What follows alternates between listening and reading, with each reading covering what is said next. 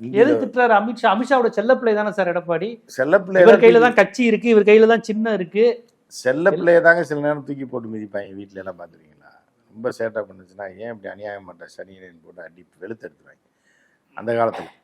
ஏன்னா இப்பெல்லாம் ஒரு பிள்ளை தான் இருக்கு, அடிக்க மாட்டாங்க. ஒரு பிள்ளை அந்த காலத்துல 5 6 இருக்கும் வீட்டுக்கு, போட்டு வெளுத்துருவாங்க. பெல்ட் கழட்டி அடிக்கிறது, இது பண்ண உருட்டி அடிப்பாங்க, மண்ணில் ஓட அடிப்பாங்க.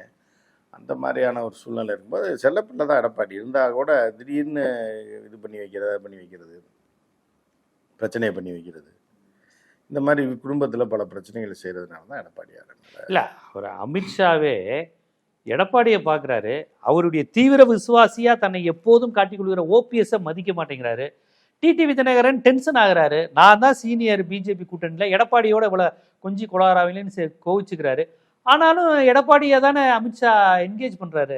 அதாவது எப்போவுமே பார்த்தீங்க அப்படின்னா நெருக்கமாக இருப்பவர்கள் அவர்கள்ட்ட இறுக்கமாக தான் இருப்பாங்க.